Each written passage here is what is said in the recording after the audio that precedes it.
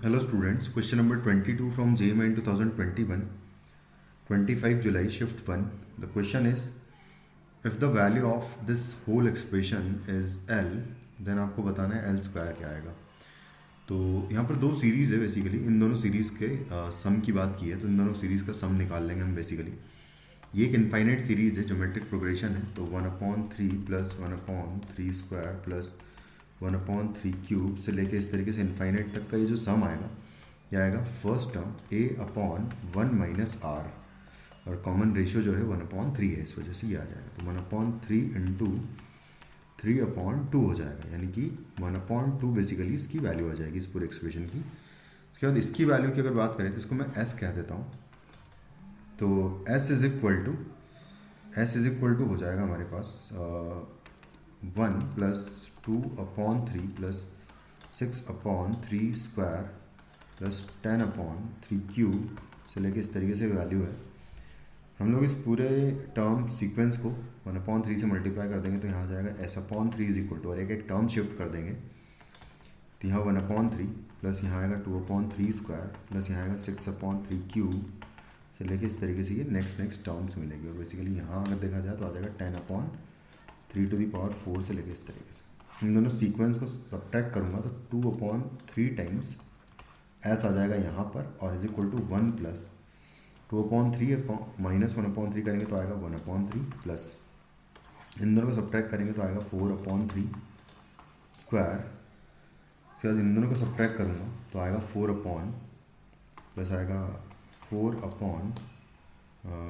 क्योंकि 6 minus 10 minus 6 4 हो जाएगा यहाँ पर, तो 4/3 क्यूब आएगा से लेके इस तरीके से ये सीक्वेंस आगे आते जाएगा। और उसके बाद यहाँ पर देखो ये जो सीक्वेंस है ये डायरेक्टली फिर यही वाली सीक्वेंस बन जाएगी फिर से। इसको मैं ऐसे लिख सकता हूँ कि ये लिखा है 1 प्लस 1/3 हो जाएगा 2/3, इन दोनों 4/3 हो जाएगा ये 4/3 प्लस 4/3 स्क्वायर प्लस 4/3 क्यूब से लेके इस तरीके से ये सीक्वेंस हो जाएगी।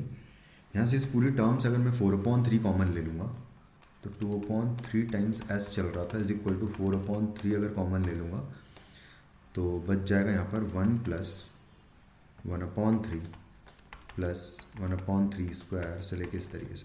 और ये भी एक फिर से इनफाइनाइट जीपी बन गई है, तो 4/3 multiplied by 1 first term upon common 1 minus common ratio, तो ये हो जाएगा 4/3 इंटू 3/2, तो ये 3 से 3 कैंसिल, तो फाइनली यहाँ से आ जाएगा 2।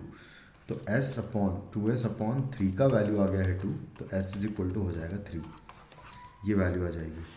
और s का वैल्यू अगर 3 आ गया तो हमें वैल्यू पूछी है s की पावर log की पावर 0.25, और इनपुट है कुछ मान लेते हैं, इस l की वैल्यू निकाल रहा हूँ मैं पूरा। इनपुट यहाँ पर जो है वो उसका वैल्यू 1/2 है, तो यहाँ आ जाएगा 1/2 जो कि है 0.5, तो यहाँ पर मैं 0.5 लिख लेता हूँ। तो ये 0.5 बेसिकली अगर ये देखा जाए तो ये 0.25 बेसिकली 0.5 का स्क्वायर है, तो यानी कि ये L इज इक्वल टू लिखा है। अच्छा, S की प्लेस पर 3 आएगा, 3 टू दी पावर लिखा हुआ है, 1/2 यहाँ पर आगे ले लूँगा और बचेगा लॉग में, क्योंकि ये 0.5 का स्क्वायर था इस वजह से 1/2 आगे चला गया, यहाँ पर 0.5 ऑफ 0.5 हो जाएगा और इसका वैल्यू हो जाएगा 1, तो ये आ जाएगा 3 की पावर 1/2 L का वैल्यू, तो L स्क्वायर जो है वो 3 हो जाएगा। तो फाइनली हमारा आंसर इस क्वेश्चन का हो जाएगा 3। Thank you.